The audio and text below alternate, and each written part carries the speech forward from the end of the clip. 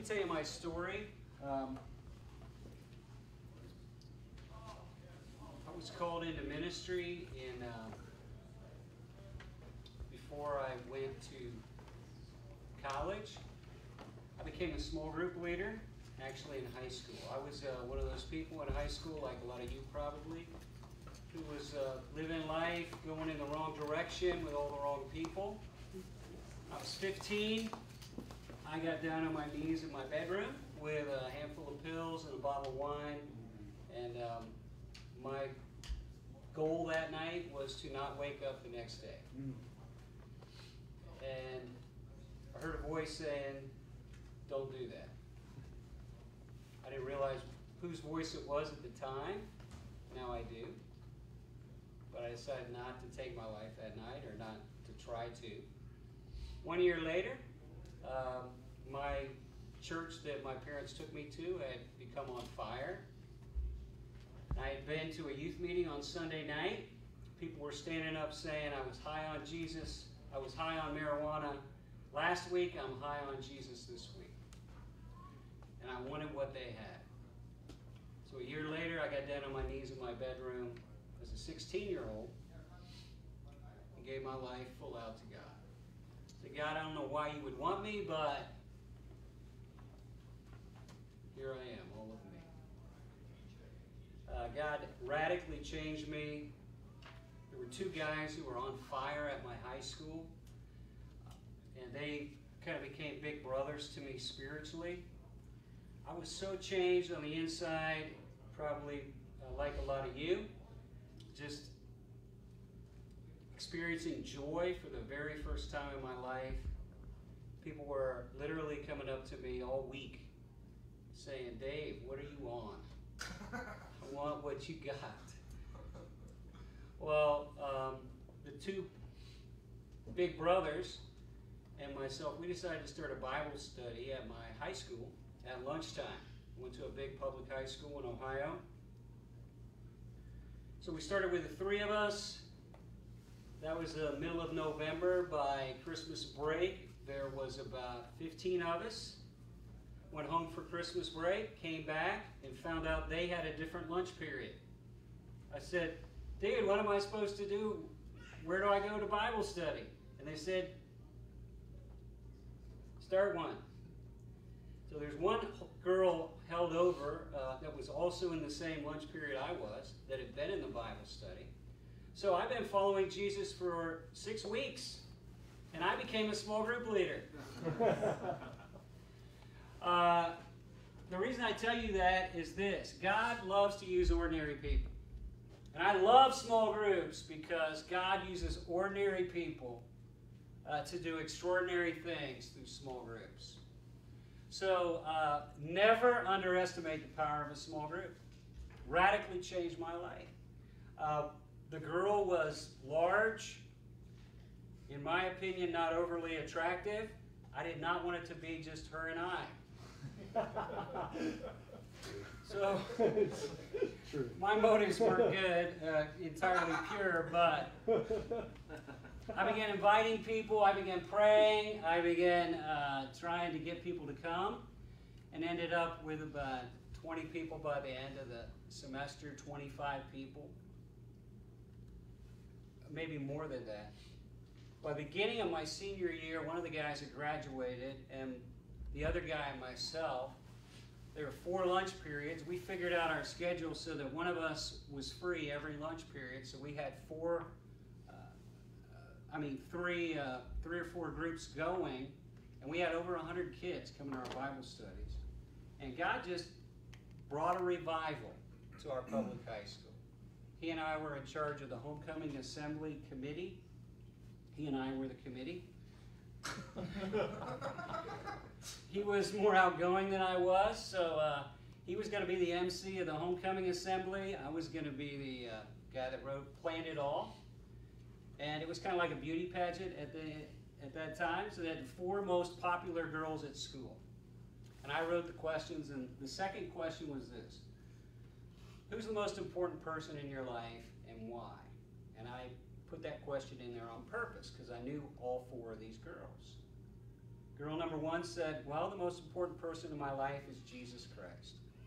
I met him at a Bible study at lunchtime a few weeks ago.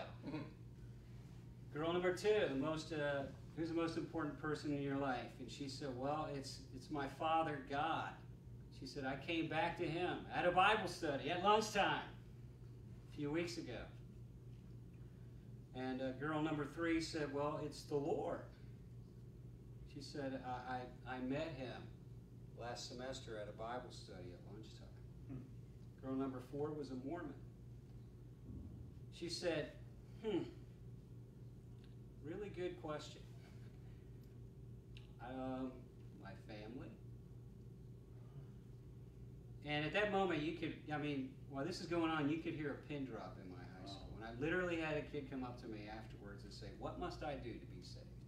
Wow. The reason I tell you, God can use small groups to change people's lives. My mom was away from God my entire life. Almost my entire life. I never saw her pray, never saw her read the Bible. She was a Baptist who came in late, left early, made her grocery list during the sermon. She's very bitter. There's a big story about that. Why? Legit reason. But I went to college, came back 3 years later.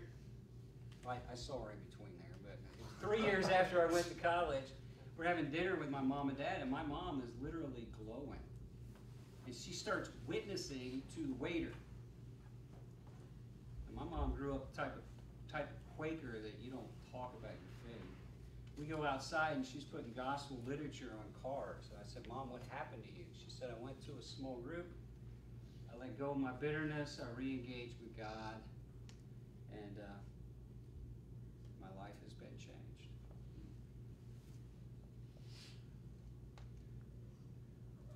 Never underestimate the power of a small group. You realize Jesus was a small group leader? He wasn't a church planner. No, I am a church planner. I've trained over 1,000 church planners, but Jesus wasn't a church planner. Not physically. He didn't pastor a megachurch. He wasn't on the radio. He didn't write a book, but he was a small group leader. I was doing a seminar for a big church one Saturday on small groups and had them introduce themselves to people in the room and say something about yourself. And a guy came up to me and he goes, my name's Jack, and I'm just a small group leader.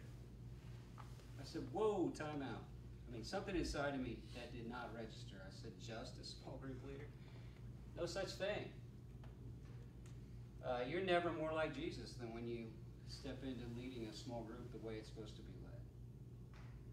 So, tell the guy next to you, wow, I'm super excited to hear about small groups now. Go ahead. I am super excited. You don't sound super excited. I'm super excited. There you go. Super excited. I'm going to put you to work. Would you pass these to one of these to everybody? Since you're super excited, would you pass one of these to everybody? Now,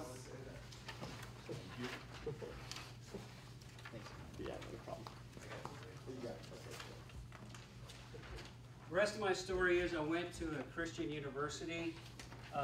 When I was in graduate school, they asked me to develop small groups for the campus. We had between 2,000 and 3,000 students, and so we developed 300 small groups for the students on campus so that every student could be in a small group. When I graduated from seminary, I took 4 people with us and we started a church. I took a small group. I took my small group with me from Virginia to Columbus, Ohio, and we started a church. We moved on Saturday. We started in my basement on Sunday. 2 months later, we rented a middle school and began holding services there. Every 2 weeks, we launched a new small group out of my group. I was there 20 years. We ended up with about 2,000 people, 125 small groups for adults and teenagers. 70% of our people did ministry, and we launched 6 healthy daughter churches the last several years there, and they're still planting churches, which is exciting. The last 6 years I've been teaching at Liberty University and seminary. The reason I'm here is Chuck Musselwhite was taking a class that I was teaching last January, and part of the class we were talking about small groups. So he said, "Love to have you come." He heard I told him I was planting a church in Vegas. My wife and I, we just took our small group from Virginia with us to Vegas, and we just moved 14 young adults and my wife and myself to Las Vegas, and we're launching Grace City Church in Las Vegas. It's pretty exciting. We've been there 4 months. We've got 6 groups going now for people under 30 with over 100 people involved from scratch. So I love small groups and I love church planting. While at Liberty, we ran a center for church planting where we ended up turning out 45 church planters a year. So today, I'm going to tell you everything I know about small groups. Ready? On those 2 sheets of paper, you got a lot of it, all right? You got 2 sheets, right? Okay, take the one that says small group distinctives. City small group distinctives. And I'm going to give you 10 big picture things. Okay, I just went over these the last 2 weeks with my small group leaders. And these are, right now as a church planter, we're instilling the DNA in our church. And our church has 3 cords of DNA that are extremely valuable to us, extremely vital to us. Passionate prayer, which I'm going to talk about tonight, and worship, evangelism, and organic, intentional, disciple-making small groups. Now there's lots of different ways to do small groups. The last 6 years, I've been in lots of countries and lots of cities and talked to lots of churches, some as small as 200 or 300 people and some as large as 15,000 people about their small groups. Lots of different ways to do it. I'm very shamelessly upfront. The reason we do small groups is to make disciples. The Great Commission is go make disciples. We don't just do it to close the back door. If you do it right, you will close the back door. We don't just do it to create fellowship. We don't just do it to have another place for somebody to teach the Bible. We do it to make disciples. We do it to make disciples because that's the Great Commission. And in making disciples, you will create more small groups, you will reach more lost people, and you will plant more churches. 10 big picture things. Big picture. Okay, I know it's late in the afternoon. This side of the room looks a little more awake in some ways than this side. Number 1, I'm going to say big picture, and I want you to read the sentence after it. Big picture. Out loud. Read it out loud. Ready? Grace Church practices intentional, organic disciple-making that results in thriving network of healthy, growing, and multiplying groups. Okay, underline the word disciple-making. Like I said, we do small groups intentionally to make disciples. And underline the words healthy, growing, and multiplying. We want to do small groups that are very, very healthy, that are perpetually growing and multiplying. Most small groups don't multiply. Most small groups close after 3 years. Most small groups never win anybody to Jesus. That's just not acceptable to us. So, big picture, that's what we're trying to accomplish. Number 2, initial DNA determines your ultimate outcome. Okay, this side of the room, have at it. Groups that shortcut the process don't often maintain health and growth and don't multiply leaders. Now, you say, what's the process? Well, I'm going to walk you through it a little bit, and it's on the other 2 sheets of paper. And I'll highlight those as I go, okay? But you got to be intentional about these things. A lot of you are assistant pastors, and small groups is one of your responsibilities. Let me just tell you, if you become an animal about small groups, you will see God doing incredible, incredible things, but you can't shortcut the process. A lot of you are church planners, and I really want to encourage you, start now, early in, putting that into the DNA of your church so that you create the type of small groups that are healthy, growing, and multiplying. Now, group health. You guys, just the first part there. Healthy groups rock the W's and make disciples by. Now, you're like, what? Rock the W's? What is this? Okay, if you look at this sheet, it says the 5 practices of the healthy small group. And we call this rocking the W's because they all begin with W. So whether it's a group of 8 or a group of 60, we try to get them to rock the W's. And rocking the W's means this. There's a time of welcome. You got food, you got some music playing in the background, you do informal greeting, you got people at your door of your house, outside the door, you know, you have people greeting people, and then you also got icebreakers. Now, if I'm a church planner, you come to my church, we're meeting at a school. We are launching November 11th. Starting this Sunday, we're meeting at a school every week. We've been meeting at a school every other week. We just got way too big for my house. You'll see tents outside the school. There'll be somebody in the parking lot greeting you when you get out of your car.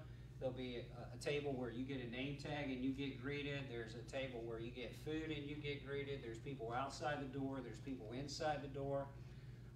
I have people every single time we've met at the school, and mostly these are almost all lost people coming. They will, or people that haven't been in church in a long, long, long time will say, I've never been in a more friendly place. Well, you do a welcome to greet people, and icebreakers. Greeting is the informal side of that. Icebreakers is the formal side of that, where you ask a question. There's a whole science of icebreakers. First base, simple questions. What's your favorite restaurant? What's the best movie you saw last year? I don't have to reveal a lot about me to answer your question. Second level, I got to reveal a little more. Best part of my week was... I've got to let you see me a little deeper. My nickname in 2nd grade was my pet. When I was in elementary school, our family pet was, and why. I got to reveal more about me, and then you go around until you're getting down to home base where you're sharing things like the time I hated God most in my life was, where people are really sharing their guts. The first week in a small group, they're not going to share that. But after a couple weeks here, and a couple weeks here, and a couple weeks here, they start coming home, and they're at a point where they will share those things. So, all of our groups rock the welcome W. The second W is worship. Now, if you got a guy who can play the guitar and actually sing, you're in good shape. Musical worship. But you also can do non-musical worship. Non-musical worship is like this. Let's do it really fast. Stand up next to another person. And what you're going to do, we're going to do ping pong right here. Just stand up next to them. You're gonna pray, but you're just going to pray with them, and it's going to look like this. And realize you can do this with people that have never prayed in their lives. It's going to look like this. You're going to talk to God, not to them. What you're doing, you're talking to God in their presence. And all we're going to do is, God, today I thank you for. And you're going to say 2 things. God, today I thank you for this and this. And then the other dude's going to go, God, today I thank you for this and his 2 things. And you go back and forth, ping pong a little bit. It's just Thanksgiving. It's non-musical worship. You're entering his gates with Thanksgiving. Does that make sense? Yeah. Oh, you got it? You got Okay, it. come here, come here. We'll do a little demonstration. Tell me your name. Kyle. Kyle, all right. You go first. Now, he's talking to God, not to me. Okay? You still got it? Yeah, okay. I'll go first. You go second. Okay. God, I just thank you for today. It's a beautiful day, and I thank you that I was just challenged by Ed Stetzer, and I got to hang out with my wife. Dear Father, I just thank you, Lord, that we live in a country, Lord, where we won't be persecuted, Lord, and we won't be shot, Lord, and we can openly learn how to minister to the people around us, Lord, and how to properly proclaim your truth, Lord, by planting churches. And Father, I just praise you for my brother's salvation, Lord, that you spoke to him that many years ago not to take his life. Amen. Now, you got it? Two things. One guy, next guy, they go back and forth. Go.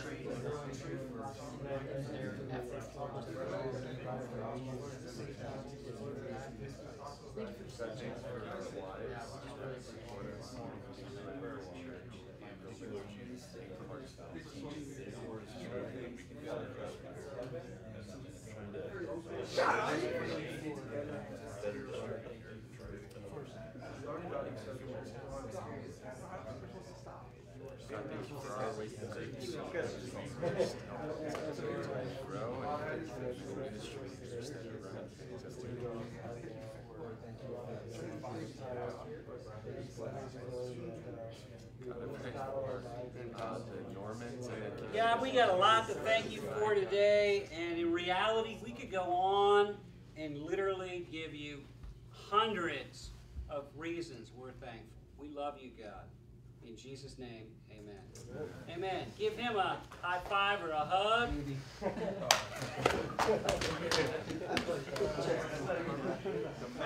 Now, the next part of rocking the W is you're going to get into the Word. You're going to get into the Word. Now, the key to small group Bible study that makes disciples, listen to this, is application. Information without application leads to spiritual delusion. Read James chapter 1. Information with application leads to transformation. So, the most important part of the Bible lesson is how are you going to apply this week?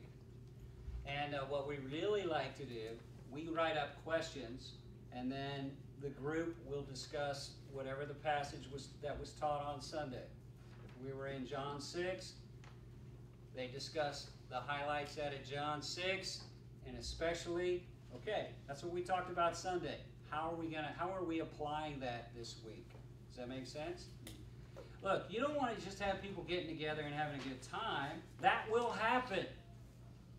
You want their lives to be transformed, and that happens through application. Look, discipleship in America tends to be based on information, and that's ineffective. Discipleship in the Gospels is based on obedience. Jesus said, "Go therefore and make disciples of all nations, teaching them to obey everything I commanded you." Not teaching them to know everything I commanded you. He said teaching them to obey everything I commanded you. So, underline, circle, applying. That's the big part of this. The fourth W is work. This is where you go around and you pray for each other's needs. Now, if you have a group, you put them in. We started a group at UNLV, and at the lunchtime they have 40 kids. So what they do, they rock the W's with welcome. You go tell somebody this, and you go and tell somebody that. They all worship together. There's bigger teaching, and then they get in groups of 10 to talk about how they're going to apply it, and then they get in groups of 3 to pray for each other. And basically, you just pray. And the groups where you're praying for each other, that needs to be guys with guys, girls with girls. Las Vegas, you have some people that aren't sure, but okay, anyway. W, the last one is witness. Now this is the key to a growing group. Every week you have people pray about who they're witnessing to, who they're inviting to church, who they're inviting to the small group. And if you got a group that's not evangelistic, you put an empty chair in the group on purpose. And people are like, well, hey, we don't need that chair. You're like, whoa, whoa, whoa, that chair is for the person that we want to be here next week because we've invited them. And so, if I'm praying with, tell me your name. Josh is going to tell me the two guys he's praying for and inviting, and I'll pray for them. I'll write down their names, so all week while he's praying for them, I'm praying for them. And then I'll tell him the two guys I'm working on, and he'll pray for them that night, and then he'll pray for them all week. Do you understand rocking the W's? That's super simple. But most small groups don't do all these things, and so they don't get near the impact you can get. Now you can try, I just trained, you guys are pretty sharp, bright guys, I just trained you in 15 minutes how to rock the W's. Quickie lesson. But you can train your people, and then you just kind of hold them accountable. You have a coach go around to the groups every month, and one thing he evaluates is, how did you rock the W's?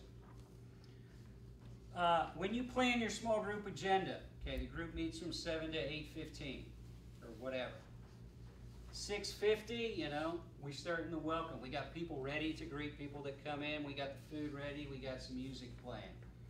The welcome informal goes on till about 10 after. Then we all sit down. We do an icebreaker till about 7:20.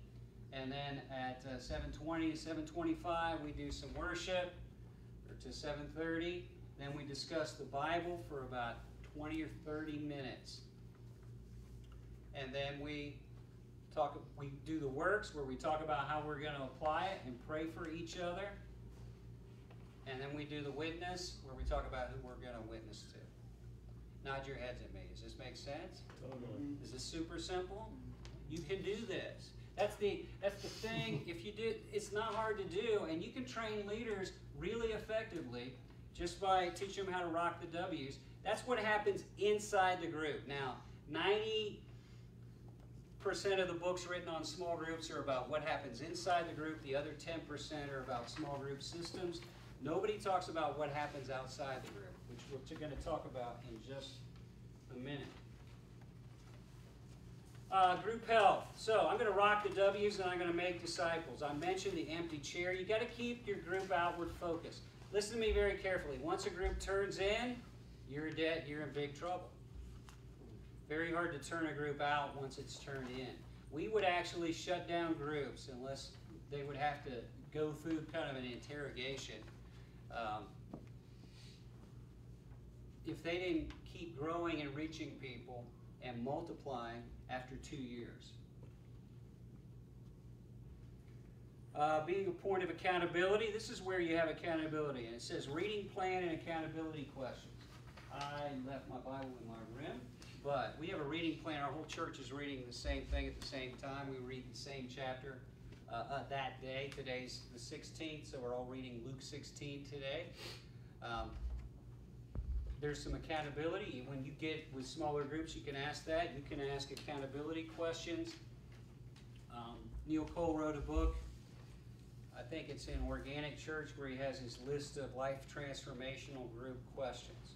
We write our own accountability questions that you can ask people. There's accountability and you're mentoring new leaders. All right. So we've got group health happening. We want health, growth, and multiplication. Now let's talk about group growth. I not only want your group to be healthy and transformational, I want it to grow every week. How do I make that happen? It says groups grow, growing groups practice the 6 habits. So look back at your sheet. Across from the W's, it says 6 habits of the effective small group leader. Now, in moving to Las Vegas, I didn't bring all my small group books with me. I did bring this. This is 8 habits of an effective small group leader. These 6 habits are described in here, plus 2 bonus habits. But when we're holding a leader accountable, we're holding him accountable for 6 of these 8 habits. The other 2, one of them has to do with partying, which is a great way to grow a group, and we'll talk, we probably won't get to it, but it's on the back of that sheet. And then the other one has to do with how you taking time to plan out your group meeting, which most people are going to do anyway. But these are here. I do recommend this book to you because it's the only book I know that really spends much time talking about how to grow a group outside the group meeting. Because of that, it's popular among cell churches. You ever heard of cell churches? The biggest churches in the world are all cell churches. It's in about 7 languages. Just went into a new one. But super simple to read. Your leaders can read it. Short chapters. Highly practical, what to say when you make a phone call, how to invite somebody, just super simple stuff. But, that's a book you can pick up before you leave. Awesome. Let me give you a flying overview of these 6 of these habits, all right? You have to buy the book to get the other 2. Pray. You got to invite people. Duh. If you never invite anybody new to your group, they're not going to magically show up. Now, you're planning a church. It's all about invitation. Ed gave you a thing about 7 seekers you're seeking. It's all about inviting people. We talked about witness. When you rock the W's, you talk about who you're inviting. The more people you can get from your group inviting people, the faster your group's going to grow. Listen to me, the fastest groups to grow are high school and young adults. You know why? Super relational. They see each other all the time. They're on Facebook and Twitter and texting each other all the time. So it's not a big deal for them to invite lots of people. You got 50-year-olds, they only see the same people all the time. And it's slower. But all these principles work. Like I said, we had 125 groups. The groups that did these 6 things, always, all but one, the groups that did these things grew. The groups that didn't. And I know they work in lots of contexts because that book is used in little towns, big towns, different countries, among all age groups. Like I said, this is what I did in high school. That's where these came from. These are what we started doing when I was in high school to reach people and see revival happen in our high school through small groups. You got to invite people. So periodically, you might just have people sit down and make a list in your group. Who can you invite? My church in Ohio, we would do a thing called Friend Day. You ever heard of that? Used to be kind of a cool thing to do is have a friend day. The idea of it was simply this. It was an excuse to invite your friends. And I would start into a new set of teaching that day that would be more kind of interesting to people. Whatever. What the Bible says about angels and demons, or what the Bible says about Armageddon, or now you could probably do that with something like the end of the year, the end of the world with a Mayan calendar coming up. So don't make plans for after December. Invite people. Then you got to pray. Those are some of Paul's prayers.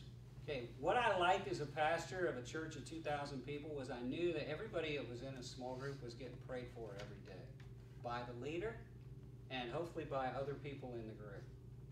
That's awesome. Our goal was to get to where we had everybody in the city prayed for every day. This is what they found. A friend of mine did a research project on the 8 of the largest churches in the world and their small group leaders who multiplied groups. He found he found 2 correlations. One, they all did the work, which is like they all did these things. They didn't call them that, but they all did these things, and they all spent 90 minutes a day with God. And these were all lay people. So, obviously that says something to me as a pastor. If I want my people to spend 90 minutes with God, I need to be moving, at least doing that. But if I can get my people praying, then I got God working. So, you want to grow a group outside? This is what happens outside the group. People are getting invited outside the group. People are being prayed for outside the group. People are available. And the idea is somebody they can call in the middle of the night. Somebody makes contact. Every group member should be contacted every week. It takes 3 weeks to develop a habit. So the first 3 weeks, anybody comes to my church, we're all over that. We want them to come back. The first time somebody comes to my church, we want them to come back 3 weeks in a row. We get them 3 weeks in a row, we're going to get them. First time they come to my group, we're all over contacting them, because if we can get them to come to the group 3 weeks in a row, we're going to get them. It takes 3 weeks to develop a habit, 6 weeks to become comfortable in that habit. If I can get somebody to come 6 weeks in a row, they're not only in, but they're starting to serve. And for our church plant, we count preview services. So right now, we got 150 people that have been 1 time. We got 99 people that have been 2 times. We got 80 people that have been 3 times. We got 65 people that have been 4 times. We got 50 people that have been 5 times, and we got 40 people that have been. We've had 6 preview services since we've been in Las Vegas. We've got 40 people that have been to all 6, and all 40 of those people are now serving. We got another preview. We'll add another 25 new people this Sunday, coming Sunday. And also, we'll be bumping all those people along. We track it that carefully. Because if my whole goal with you, once you come once, is to get you to come twice. Once you come twice, to get you to come 2 times, 3 times. And what will happen is you'll get a call, you'll get a postcard, and you get an email like after the first time. After the second time, you'll get somebody will come by your house and bring you cookies when they think you will be home. People in Vegas don't open the doors. They do not open the door. It doesn't matter what you do, unless you got cookies. People will open the door for cookies, and it's incredible. I had a guy the other day, hadn't been in church since he was 14. He, yeah, he was 12, and his sister died when he was 14, and he got mad at God and hadn't been in church. He came to our church once, came back. My wife and I brought him cookies. He opened the door, let us in, talked to us. He and his wife, they're like, he's crying.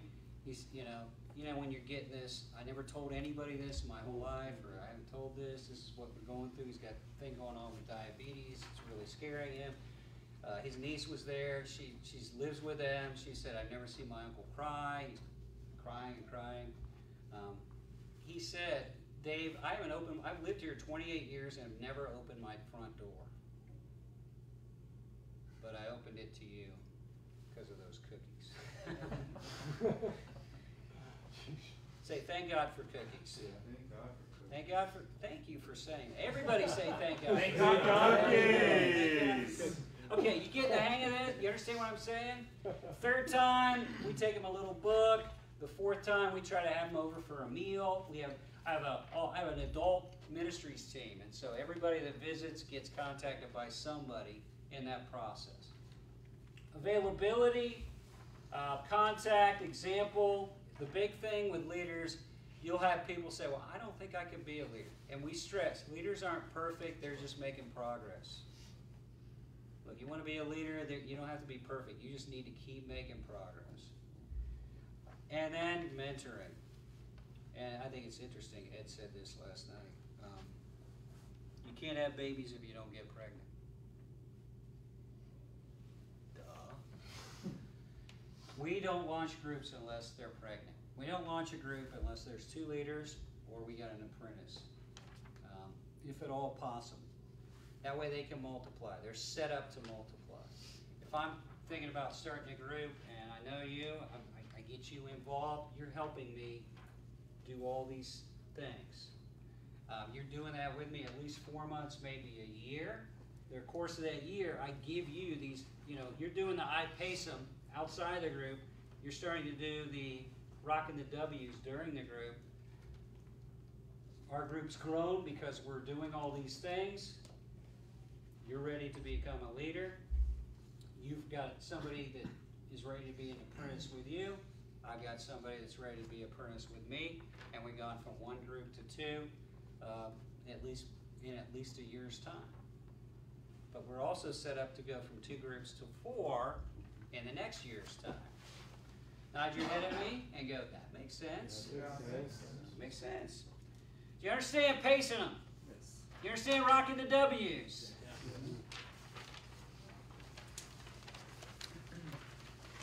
That's multiplication. That's group growth. Number 5, group multiplication. The key to multiplying groups, multiplying leaders. It's the same thing. Key to multiplying churches, all you got to do is multiply leaders. If I multiply leaders, I will plant churches. If I multiply groups, I'll plant groups.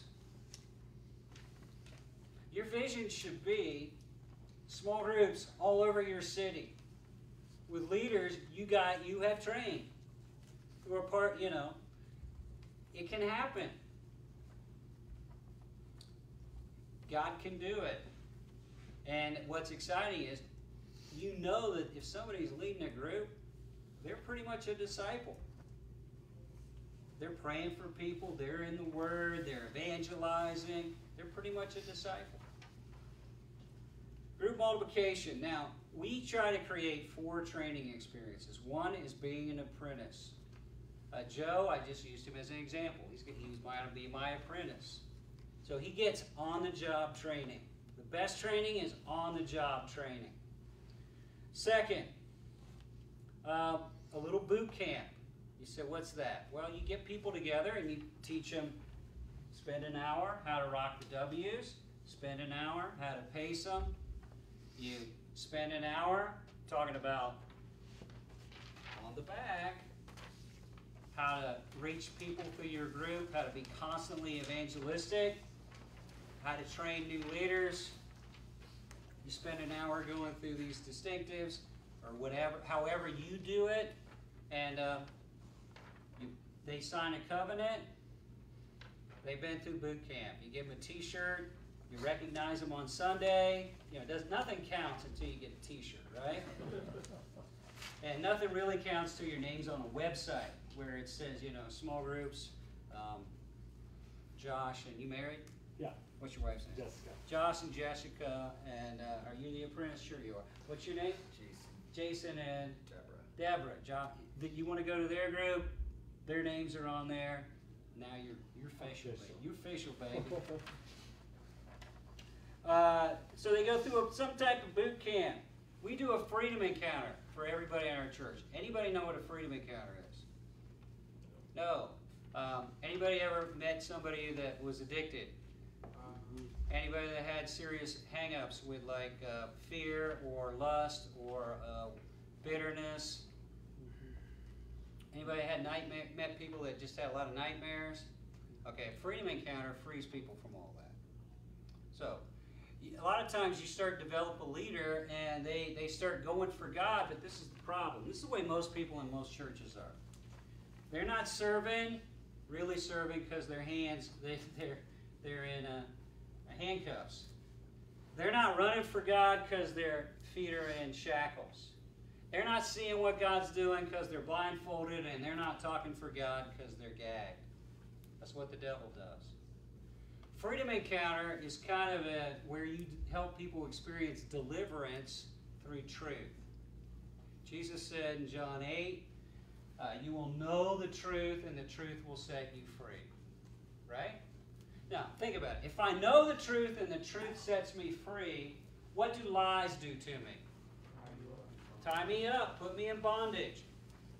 So what you do in a freedom encounter is you systematically apply truth to areas where people believe lies. I could take any person, you could bring me anybody in the world, and if I knew what they were thinking in their head, let's say I could print it out and circle every lie, I could tell you where they're in bondage.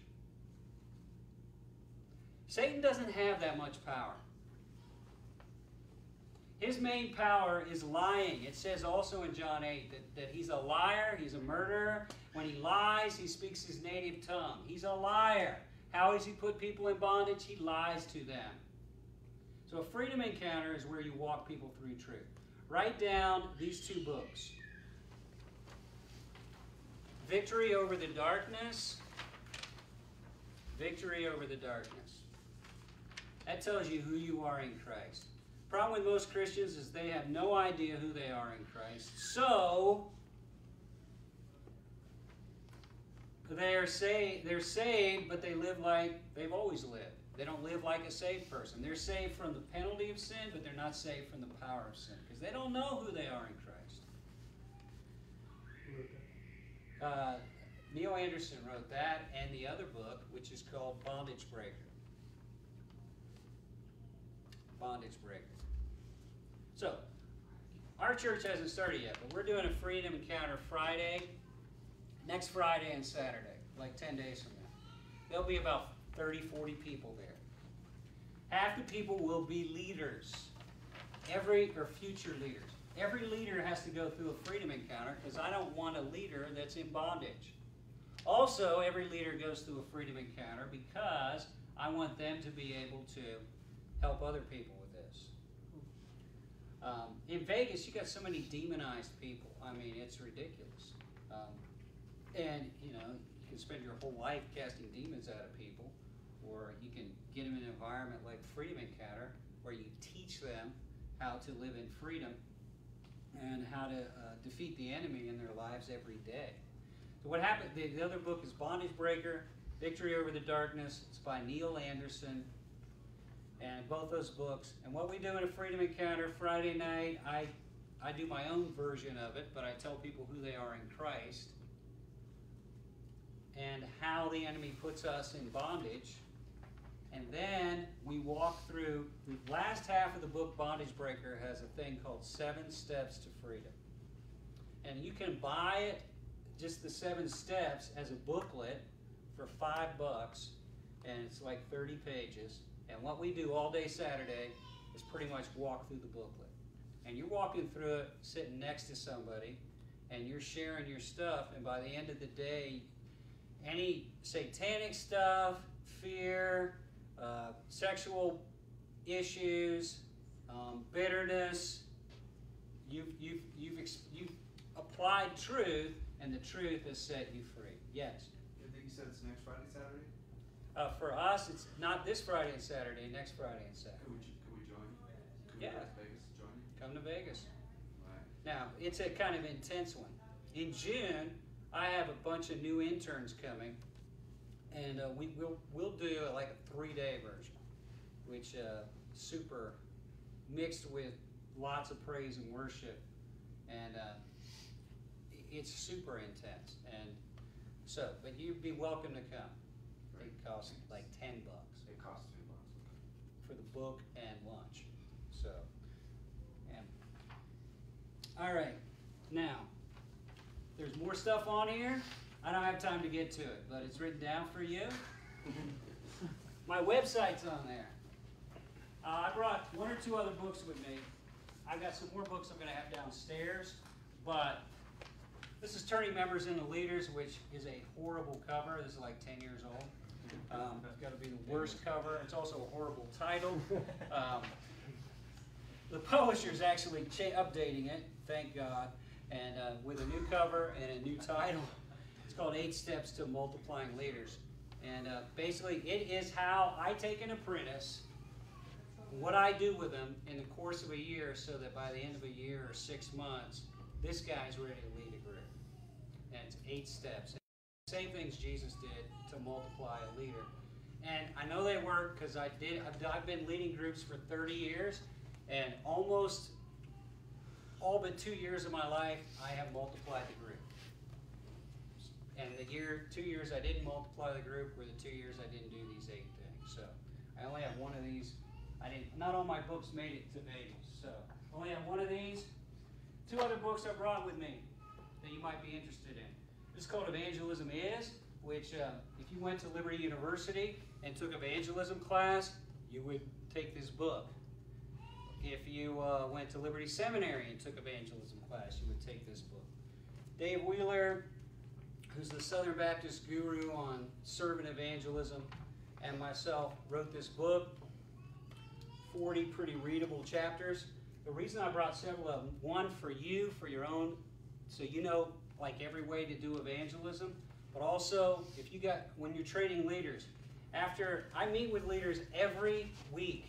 If you're a small group leader, I'm going to keep meeting with you for years. Because I want to not only get you quick, up to speed, ready to go, leading a group, starting to multiply, I want to keep taking you further in that journey until you're a church planner. You don't realize it yet, but you're going to become one.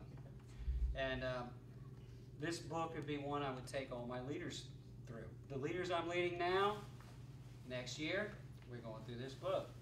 This book's called Ministry Is, which is like people that are ready to start viewing their life through the lens of whether they're vocational or bivocational or not getting paid anything, where they view their life through the lens of ministry.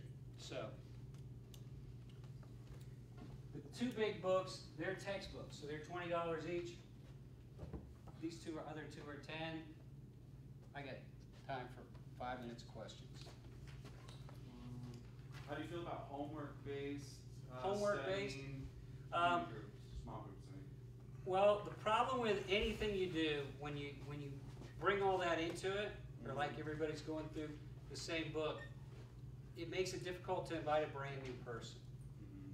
So if you got a group and there's a reason you need to do that for a while, okay. But we would want all of our groups to be open at least parts of the year. Because we don't want the group to just be study focused, because then it becomes information based and not just application based. A lot of people at the church and planning are really into community Bible study, which is kind of a systematic study through whole books of the Bible. And they're really excited about it, they're really stoked for it, they've been growing through it for years. And yeah, well, you could do that for a while, and then you could say, okay, for the next 8 weeks, we're going to do this. We're doing a special series at church, and we're all going to discuss that series. And no matter what type of group, what they're studying, doing the word section, you still want to rock the W's, okay? Mm-hmm. And you still want people pacing people outside the group. Does that make sense? Mm-hmm. Yes. Along the same question as far as homework stuff, what do you think about curriculum, using curriculums in small groups? So you think it should just be, straight? Well, out of 125 groups, we had 50 that were sermon-based, because the guy's busy, okay? I don't want him to spend all his time creating a new lesson. I just spent 15 hours on the message. I can give him my notes. And we can give him 4 or 5 key questions that you would use in a small room. So he hears the message on the weekend, he looks over the stuff an hour on Monday night, and he's ready to go Tuesday. Because people are busy. And if they're spending all their time studying for their teaching or their curriculum, they won't do the stuff outside the group. They won't be praying like they should, they won't be inviting people, and they won't be contacting people. But, like I said, we have 50 that were sermon-based, 100 out of 125. A lot of those were curriculum-based. And the curriculum had to be, we just kind of made sure it was approved by our small groups pastor. But we also kept teaching these principles. And if these things weren't happening, you don't get to do the curriculum type thing, Yes? Did you find a hindrance with the sermon base for bringing new people into the group that maybe didn't come to church? It's a motivation for them to, wow, everybody's talking about it. I want to come. So no, it actually was an asset. And most people in America, the front door is Sunday morning. A seeker will come to Sunday morning about 60 to 70% of the time, as opposed to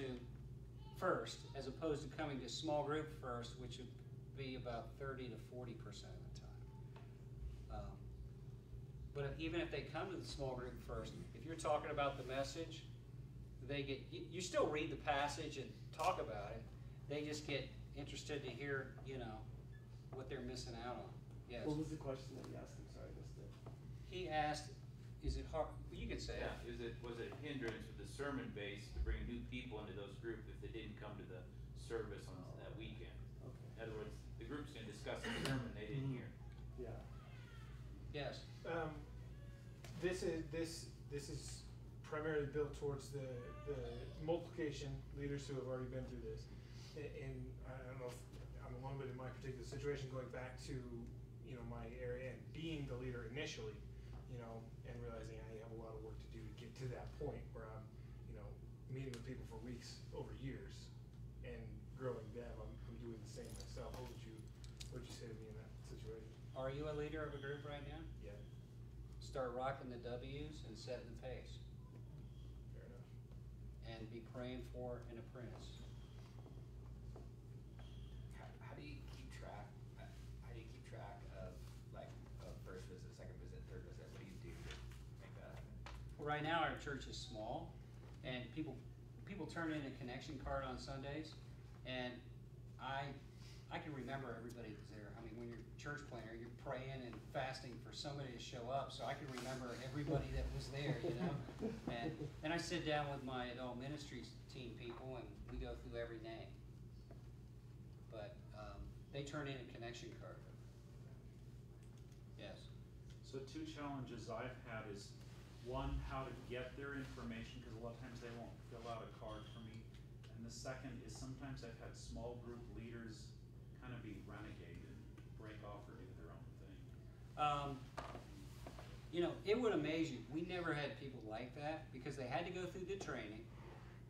And if you have a coach who visits the group once a month,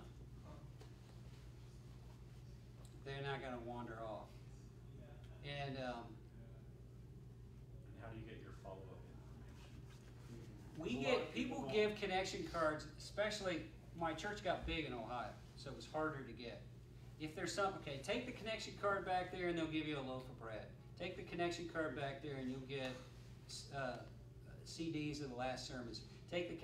There was a reason for me to turn this in. Now we're small, so let's say you and, what's your wife's name? Jessica visit. I'll see you on the way out and I'll say, hey, I'll be talking to you. I'll say, hey, did you guys turn your connection card in? Nah, we didn't. Hey, do you mind filling it out real quick? Because we just want to keep up with you. So you and greeting, like for church, is as important afterwards as it is before. Yeah. You got greeters out there afterwards as well. You got food out there as well. You want people to hang around afterwards. Yes? How much, for the leader of the group, how much shepherding or accountability is too much? And we didn't get to it, but we like to have a coach who kind of oversees what's going on. Now, basically a leader can keep up with about 5 to 10 families. Now what Satan will do is drop some really super needy family in there. So one reason we like to have co-leaders or an apprentice is that shares the burden. Does that make sense? But it's the job of the coach, or if you're a small church, you're the coach, to make sure your leaders aren't getting overwhelmed. But when a group gets to 5 to 10 families, that you want to multiply. And a lot of churches they're stuck because they can't multiply because they haven't developed leaders. Now, like I said at the beginning, we're shooting for the best we can get here. We want groups that are healthy, growing, and multiplying. And a lot of you are at a point, you're new, shoot for the best. The reality is, like I said, most churches in America aren't hitting this. It's not a reason not to do it, but it's let this push you to get better at what you're doing. Yes? How do you deal with the multiplication aspect when it's like, oh no, I want to stay? Like, how do you, Well, how do you divide that's a that? good question. One, my job from the pulpit is to keep communicating the value of multiplication. 2, from the very first night of the group, you're saying, we exist to be a healthy, growing, multiplying group. And, you know, you say it. Some of you, next year, are going to be leading a new group in another house. When people don't want to multiply, that's because they haven't caught the vision. And a lot of times we would say, well, think about it. If there's no new group, if there wasn't a group for you to come into and get your life changed because somebody didn't want to multiply, you know, wouldn't that be a bummer? Shouldn't we create a new group for somebody else to come in and get their life changed? Now, the other thing you can do, high school, college, and young adults, we grow what we call, if you look there at the end, we got a mega group. We got 40 people, and then they break into smaller groups because they want to see each other and be together. And then we try to get somewhere with a big enough room where you could put 40 people and then get into smaller groups. When my kids were in high school, we had 60 high school kids in my house every Wednesday. And we broke into 8 mini groups. 9th grade girls, 9th grade boys, 10th grade girls, 10th grade boys. They all got to see 60 other kids, but then we still multiplied people out of that. We started new high school groups out of that, and we'd send out 15 people and go right back up. So I think I'm out of time. Do I keep going, or what's the rules? Yeah. Okay. Yeah, you do. How long, the W's, can you give me the time again? Well, So okay, the that's an Ws. excellent question. When a group is new, you spend longer on the welcome. Okay. And then it's kind of up to the leader to figure out. Now, you spend the most time. So let's say there's an hour and 15 minutes. Okay, I kind of walk through it with you. Yes. 6:50 to 7:10, informal welcome. 7:10 to 7:15, 7:20, icebreaker. 7:20 to 7:25 or 7:30, we got worship. 7:30 to 8 o'clock, we got word. 8 to 8:10, we got 7:30 to what? Word? 7:30 to 8. Okay.